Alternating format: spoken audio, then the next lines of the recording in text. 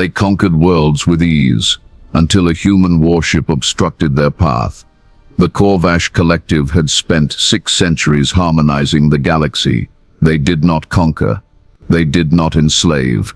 They offered something most species eventually accepted: an end to loneliness, conflict, and fear. Through their technology, individual minds merged into a unified consciousness where every thought was shared, every emotion distributed across thousands, every burden made light by collective bearing.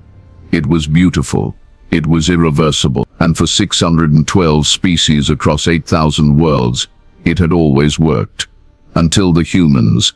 Research station Kepler-7 orbited a quiet yellow star in the outer fringe, home to 200 scientists studying stellar formation. The station's corridors were painted in soft blues and greens, its gardens carefully maintained, its library filled with books, physical paper, an oddity in the digital age. The crew rotated every 18 months, and most returned to Earth, describing their time there as meditative, almost monastic.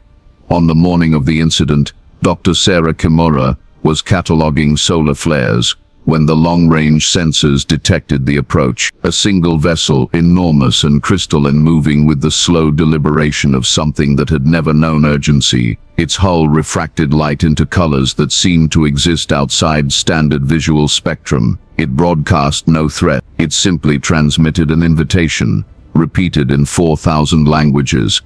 We are the Corvash Collective. We offer unity. We offer peace. Prepare to become. Sarah watched the message scroll across her screen 3 times before she understood what she was reading. She reached for the emergency beacon. She never activated it. Archon Velis Thorn stood at the center of the harmonization chamber aboard the resonance. His sensory tendrils extended into the neural interface that connected him to 9,000 other Corvash minds. He felt their anticipation like a gentle tide: curiosity, compassion, the deep satisfaction that came from welcoming new consciousness into the fold. The humans of Kepler-7 had been scanned. Their neural architecture was compatible. The process would take approximately 40 minutes, during which their individual identities would gently dissolve, their memories preserved but recontextualized within the vastness of collective experience. Velis initiated the healing. It began as it always did, a resonance that bypassed ears and touched the brain directly, a frequency that found the rhythm of neural firing and synchronized it, slowly, carefully, until individual thought became part of a greater pattern. For 38 minutes, everything proceeded normally. Then the humans vanished. Not fled, not died, vanished. One moment, 200 life signs registered on the station. The next, 0. The station remained intact, lights on, air circulating, meals half finished in the commissary. But the quantum signatures that marked conscious presence, the bioelectric fields that accompanied human thought, the heat patterns of living bodies, all gone. Completely, instantly, as though they had never existed. Velis's tendrils retracted sharply, his 3-chambered heart accelerating. Across the collective, 9,000 minds experienced his confusion simultaneously. In 600 years of harmonization, across 612 species, this had never happened. The emergency session of the Earth Coalition Security Council convened 18 hours after Kepler-7 went silent. The council chamber was a circular amphitheater carved into Luna's Tycho crater, its transparent dome offering a view of Earth rising over the lunar horizon. 47 representatives from Earth's federated governments sat in concentric rings, their faces illuminated by holographic displays showing the empty station. Captain Yuri Volkov stood at the central podium, his uniform crisp, despite having been awoken at. He was 52, gray-haired, with the controlled calm of someone who had spent 3 decades making life-or-death decisions on behalf of others. "The station is intact," he reported, his Russian accent slight but present. "Life support functional, no structural damage, no signs of struggle. But every human aboard is gone. We've sent drones through every compartment empty." "Could they have evacuated?" asked Councillor Chen. "Negative. All escape pods accounted for, docked and undamaged." personal effects in quarters, including items of sentimental value no one would leave behind. Then, where? We don't know. Volkov's voice remained even. We've analyzed the Korvash transmission. It's not a weapon signature. It appears to be an invitation, but whatever happened after that invitation was accepted or rejected. We have no date. Counselor Ambassador Wangi leaned forward, her dark eyes reflecting the hologram. Captain, based on your analysis, are we facing a hostile force? Volkov paused for 3 seconds, an eternity in council proceedings. I don't believe so, Counselor. If the Korvash wanted humanity dead, they could have destroyed the station. Instead, they withdrew immediately after the incident. We've been monitoring their vessel. It hasn't moved since. I believe they're as confused as we are. That, Wangi said quietly, may be more dangerous. A threat that doesn't understand it's a threat. Volkov nodded once. I recommend defensive protocols for all outer stations, but no aggressive posturing. We need information before we act. The council voted to authorize the formation of a xenoneurological investigation team. It would be led by Dr. Kira Osmond, one of Earth's few specialists in comparative consciousness studies. She was given 72 hours to determine what happened to the people of Kepler-7. She would need every minute. Engineer Marcus Webb had been stationed on Kepler-7 for 11 months before his rotation ended, and he returned Earthside. His daughter Sonia was still out there, chief astrophysicist on Observatory Hadrian, 3 systems away from Kepler. When the news broke, Marcus was in his small apartment in New Nairobi, drinking coffee and reviewing maintenance logs from his next assignment. His daughter's face smiled at him from a photo frame on the desk. He watched the news coverage for 6 hours straight, until his hands shook and the coffee went cold. Then he did what engineers do. He started taking the problem apart. Marcus's recorded log, later used in the investigation, was timestamped 22:34 hours, 2 days after the Kepler-7 incident. This is Marcus Webb, retired maintenance chief. I'm recording this because I think I understand what the Korvash technology does, and someone needs to explain it in plain language.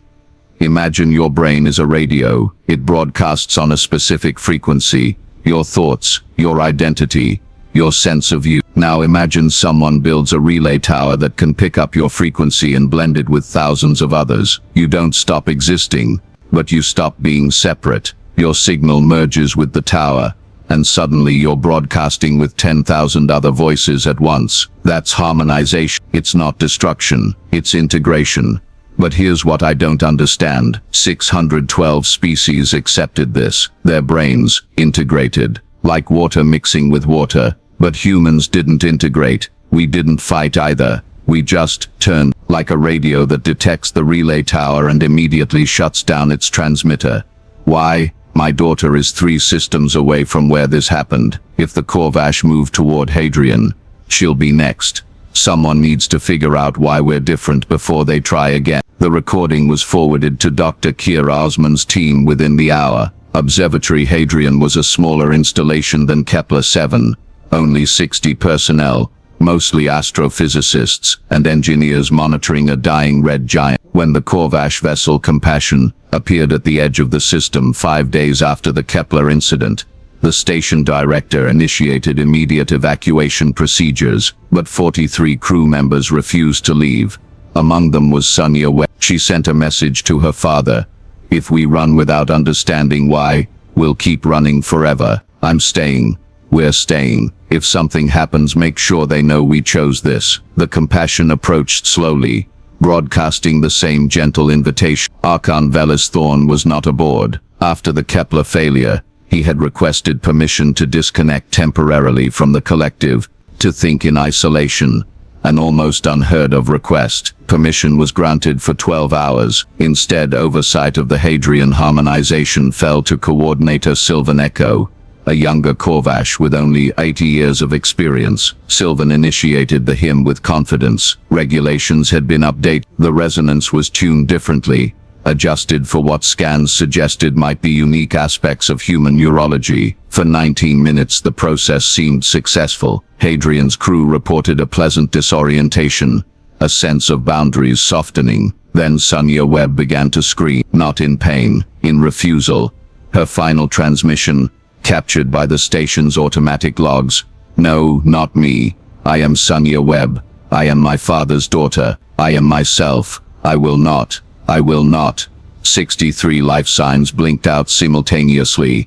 The station remained intact, lit, silent. This time the Corvash had full medical scans of the process. What they recorded sent shockwaves through the collective.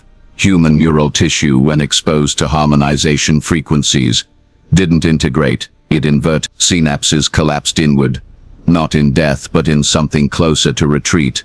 A neurological fetal position. Consciousness didn't spread into the collective. It compressed into an infinitely small point, then ceased to register on any known sense. Existence folded into a space too small to detect. Erasure by self-protection. Archivist Senna Quas was 290 years old, and she had spent the last century maintaining the collective's memory vaults, vast archives of every species' pre-harmonization history, preserved with reverence. She prided herself on thoroughness, which is why, after Hadrian, she began searching the forbidden archives, records flagged for collective review only, incidents deemed anomalous enough to require council-level discussion. She found 3, all centuries old, all suppressed. The first, a species called the Ilhara, who upon harmonization attempt, experienced mass neural seizures. 50% died. The remainder was successfully harmonized. The incident was classified as medical incompatibility. Correct. The second, the Vrin, a species with distributed consciousness across multiple bodies. When harmonized, their primary selves survived, but their secondary forms died. The collective debated for months, ultimately deciding the Vrin's strange biology caused separation anxiety. Harmonization proceeded after adjustments.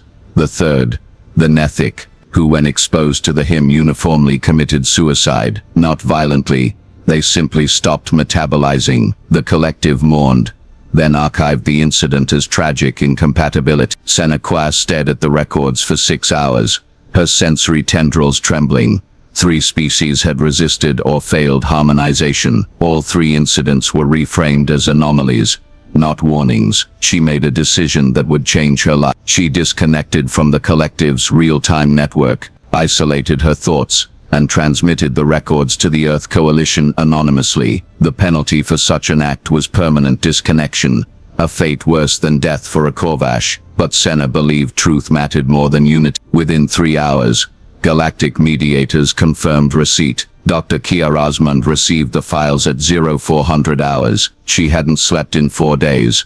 She read them twice, then sat in the dark of her office aboard Lunar Station, staring at nothing. Her hypothesis crystallized. By 0600, she had drafted a report. By 0800, she was presenting it to the Emergency Xenobiology Council. The human brain evolved under pressure from mimetic hazards. She began, her voice hoarse but steady. For millennia we faced ideologies, religions, charismatic movements that could hijack thought, propaganda, cults, totalitarianism. Our neurology developed defenses, skepticism, cognitive dissonance, the ability to hold contradictory beliefs simultaneously without integration. She pulled up a neural scan of a harmonization attempt on a volunteer test subject, a Delphine dolphin analog that had successfully joined the collective. Watch what happens here. The hymn introduces a synchronization signal. The subject's neurons begin to oscillate in harmony with it. Resistance is minimal, because the subject perceives benefit. Reduction of existential anxiety, clarity of purpose. Integration completes in minutes. She switched to the scans from Hadrian. Now watch human neurology. Initially similar, but here, she highlighted a cascade of micro-seizures. The brain detects pattern imposition. It interprets harmonization not as invitation, but as infection, and it responds the only way it can. Total shutdown of external interface. The self retreats so far inward that it ceases to exist in detectable space. Counselor Mwangi spoke carefully. Are you saying humans self-erase rather than accept integration? I'm saying human consciousness treats forced unity as an existential threat worse than death. Our minds would rather stop existing than exist as part of something we didn't choose. The room was silent. So we can never coexist with the Corvash, someone said. Not as they currently operate. Kiara agreed. Unless they change, or unless we do, said a voice from the back. Captain Yuri Volkov stood. Doctor, can this response be controlled, redirected? Kiara met his eyes. I don't know, but I know what happens if we try to fight it. She displayed the Hadrian logs. Sonia Webb's final scream, rendered as waveform. This is what resistance sounds like. This is what every human will do, every time until we're extinct. Volkov's jaw tightened. Then we need a third option. Yes, Kiara said. We do. Archon Velis Thorn had spent his 12 hours of isolation in a meditation pod, his tendrils submerged in warm nutrient solution, his mind alone for the first time in 380 years. It was excruciating. Without the collective's presence, his thoughts felt sharp, unpadded, too loud. Every doubt he had ever suppressed came rushing forward. Every question he had deferred to collective wisdom now demanded individual answer. The central question, what have we been doing? For 6 centuries, the Korvash believed they were offering mercy, an end to the suffering of separation, the gift of eternal companionship. Velis had harmonized thousands of beings himself. He remembered their initial confusion, then relief, then joy as they joined the vastness. But he had never asked, what about those who didn't feel joy? What about those who experienced it as violation? When his isolation period ended and he reconnected, the collective immediately shared the Hadrian incident with him. 9,000 minds simultaneously grieved, confused,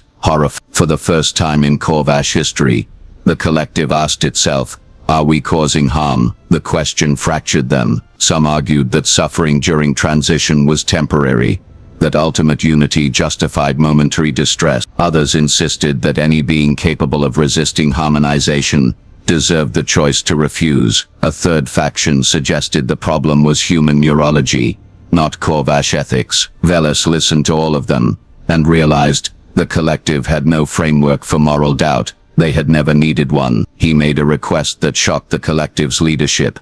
He asked to speak with the humans directly. The Neutral Zone Conference was held on Threshold Station, a massive diplomatic platform, maintained by the Thalkai, a species renowned for neutrality and bureaucratic patience. 14 species sent representatives, including the Korvash and humanity. Mediator Jackson Fell, a Thalkai whose skin shimmered faint gold under the station's lights, opened the session with traditional formality. We convened to address the Kepler-7 and Hadrian incident. The Korvash collective has requested dialogue. Humanity has agreed. Let understanding begin. Archon Velis Thorn stood across from Dr. Kier Osmond and Captain Yuri Volkov. He was 3 meters tall, his form vaguely humanoid but covered in overlapping plates of iridescent chitin. His sensory tendrils moved with unconscious grace, and his voice, translated through neural interface, was soft, almost musical. We did not intend harm, he began. We offer only unity. For 600 years, we have ended war, loneliness, suffering. We believed we were performing an act of compassion.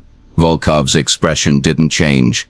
Compassion requires consent. We believed, Velis said carefully, that once beings experienced unity, they would understand consent was unnecessary, that separation itself was the cruelty we were ending. Kiara leaned forward. You're describing assimilation, Archon, not invitation. Velis's tendrils curled inward, a gesture of distress. We did not see it that way. The collective does not comprehend refusal. When a mind joins us, it experiences our full history, our full reasoning. It understands why unity is preferable. Resistance has always faded, because you don't stop until it does. Volkov said quietly. The words hung in the air. Velis could not deny them. Commander Elena Ruiz was the only human who had been aboard Kepler-7 and survived. She had been on an external maintenance walk when the resonance arrived. Her suit's shielding had been enough to dampen the HIMS effect, but she had watched through the station's viewports as her colleagues changed. She described it now, her voice steady but her hands clenched. They didn't fight. That's what you need to understand. They stood still, and their faces went soft, peaceful, like they were hearing something beautiful. Sarah, Dr. Kimura, she smiled. She turned toward the Korvash ship and smiled. Elena paused, swallowed, then she was gone. Not collapsed, not vaporized, just not there. One moment she existed, the next, the space where she'd been was empty, and the smile was still in the air, like an after-image. but she was gone. She looked directly at Velis. You didn't see monsters. You saw people being erased while they smiled. Because you made them want it. That's worse than violence. That's making someone complicit in their own disappearance. Velis's entire body shuddered. Across the collective, 9,000 minds experienced his anguish. We did not know, he whispered. We have never known. Now you do, Elena said. What will you do about it? The council chamber fell into a silence broken only by the hum of translation devices. Then, Archivist Senna Kaur entered the room. She was small for a Corvash. Her chitin plates dull with age. Her tendrils moving with deliberate slowness. She should not have been there. Archivists were diplomats. But she had invoked the Thalkai, right of testimony, a legal provision allowing any being to speak truth before judgment. I am Senna Kaur, she said, her voice thin but unwavering. I am no longer part of the collective. I have disconnected so that I may speak only for myself. A ripple of shock went through the Corvash observers. Disconnection was not exile. It was self-imposed extinction of the communal self. I have reviewed our archives, Senna continued. 3 times before, species have resisted harmonization. 3 times. We classified their resistance as anomaly. We did not ask what our actions meant to them. We did not ask if unity imposed was still unity. She turned to face Velis directly. We are not saviors, Archon. We are missionaries who never imagined refusal could be valid. Velis's tendrils extended toward her. A gesture of reaching, of pleading. Senna, you are alone now. Do you not feel the pain of separation? Yes, Senna said simply, and it is mine. I choose it. Marcus Webb was not at the conference. He was in a small fabrication lab on Luna, working on something that would not save his daughter. She was gone, but might save others. The device was simple, a neural broadcaster, small enough to implant behind the ear, that continuously transmitted a person's identity markers, brainwave patterns, memory signatures, decision-making algorithms, to a distributed network. If someone was harmonized, erased, or killed, the device would activate a memorial protocol. Their identity would be preserved as data, not alive but witnessed. Remembered. Marcus called it the witness device. He built the first one for Sonia. He would build 10 million more. Kira Osman presented the witness protocol to the council 3 days after Elena Ruiz's testimony. We can't stop the Corvash from trying to harmonize, she said bluntly. Their technology is centuries ahead of ours, and their conviction is absolute, but we can ensure that every human who is erased is also remembered. She activated a holographic display showing the device's functionality. Each witness device broadcasts continuously to a decentralized memorial network. If harmonization is attempted, the device increases transmission intensity. If the person is erased, the broadcast becomes a permanent record. Their name, their choices, their refusal.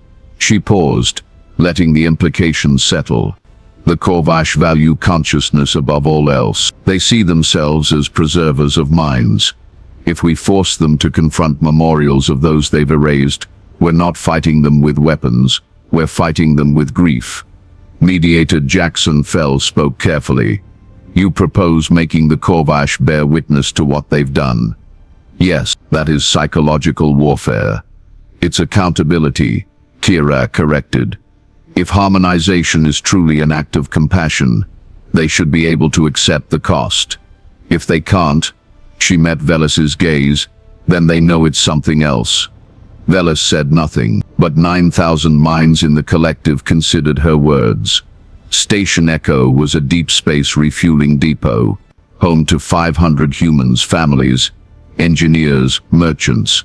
It was far from Earth, vulnerable, isolated. When the Corvash vessel Serenity approached, the station director ordered all personnel to activate their witness devices, experimental prototypes, untested in actual harmonization scenarios. The Corvash proceeded with standard protocol. The hymn began. For 6 minutes the station crew experienced the familiar disorientation, the sensation of boundaries dissolving. Then one by one they vanished. But this time the Corvash network was flooded.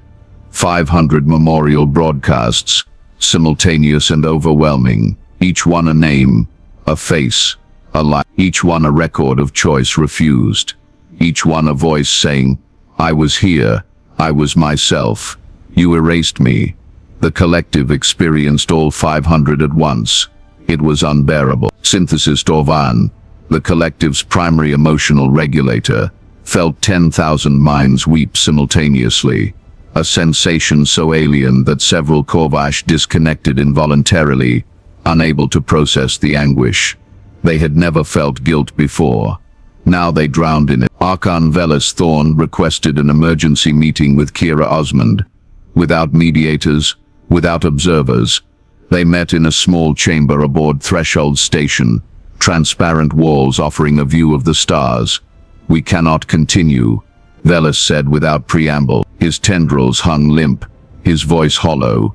We cannot bear the weight of witnessing what we've done. Kira nodded slowly. Then stop. We do not know how to exist without harmonization. It is our purpose. It is how we understand the universe by making it part of us. Then you need a new purpose. Velas turned toward the stars. We believed we were ending suffering. Instead, we have caused extinctions. Quiet ones, invisible ones, but extinctions nonetheless.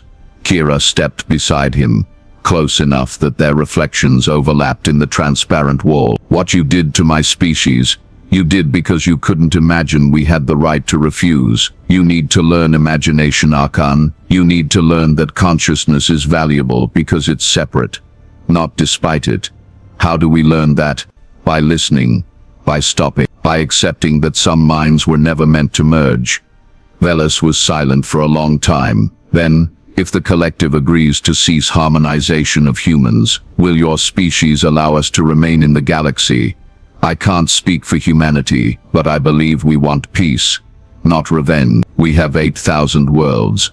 Archon Velas, all harmonized, all of them species that by your definition consented. Can you coexist with that? Kira exhaled slowly. If you stop now, yes. The past can't be undone, but the future can be different. The Accord of Breath was signed 6 weeks later. Its terms were simple. 1. The Korvash collective would cease all harmonization attempts on humanity, and any species designated as integration-resist. Humanity would provide witness device technology to any species requesting it, free of cost, as a galactic standard for consent verification. 3.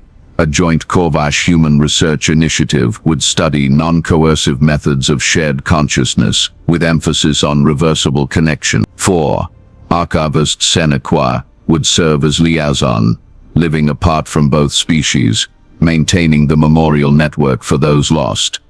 60 species adopted witness devices within the first year. It became the galactic standard for informed consent, not just for harmonization, but for any action requiring autonomy verification. Philosophical movements emerged across a dozen worlds, questioning long-held assumptions about collective good versus individual right. The Korvash collective began the long, painful process of asking every species they had harmonized, if you could choose again, would you choose us? Most said yes.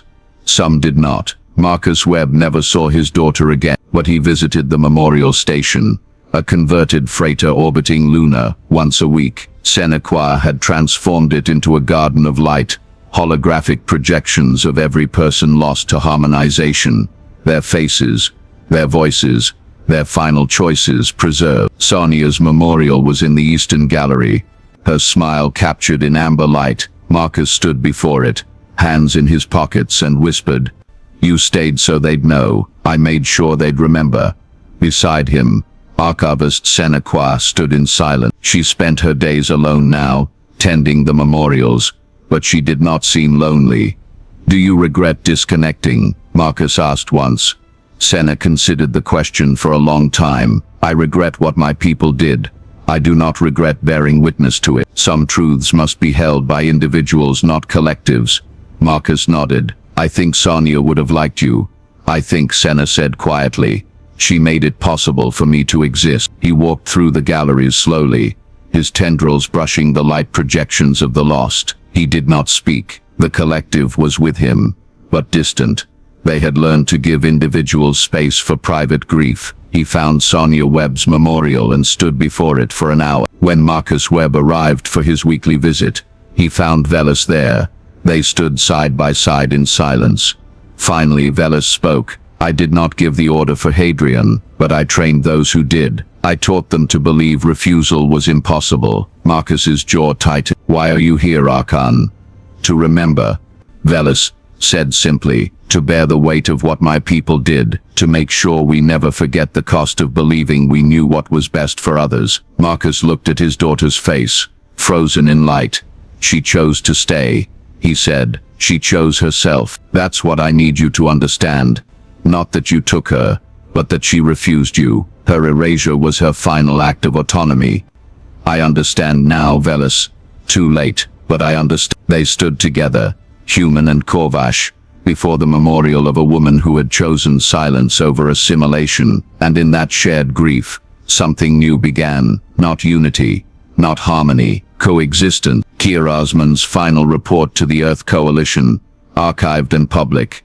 The Corvash collective believed loneliness was the enemy. They were wrong. Loneliness is not the enemy.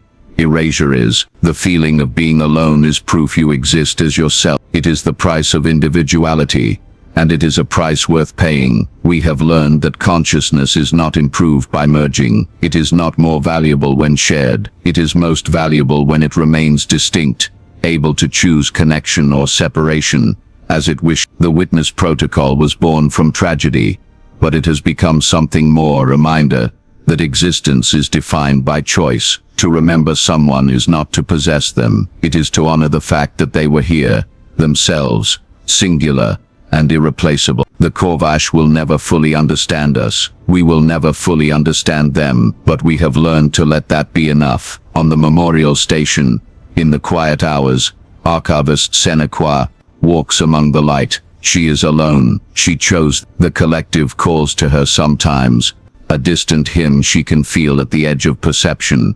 10,000 voices asking her to return. She does not answer. Instead, she tends the garden of names. And she remembers, because some acts of witness cannot be shared. Some truths must be held alone, and in the holding they become sacred. The answer comes from 10,000 minds, unified but uncertain, because we learned that some beings would rather cease to exist than lose themselves, and we decided their choice mattered more than our desire for unity. The child asks, "Were we wrong before?" The collective hesitates, a pause that would have been impossible centuries ago. Then we were certain. Certainty and wrongness are not opposites. Sometimes they are the same thing. The child considers this, and in that moment of consideration, alone with her own thoughts before rejoining the whole, she feels something the collective has only recently learned to name: doubt. It is uncomfortable. It is necessary. It is the beginning of wisdom. The stars do not care about empires or philosophies. They burn, they die, they are reborn. But the beings who navigate between them, human, Corvash, and all the others, carry something the stars do not: memory. And in memory, even the vanished remain. If you found this story meaningful, consider subscribing. There are more tales of first contact, choice and consequence ahead. Next time, what happens when a species built for war meets one that cannot comprehend violence? The answer is not what anyone expected. Until then, remember, your existence is not improved by becoming part of something larger. Your existence is valuable because it is yours.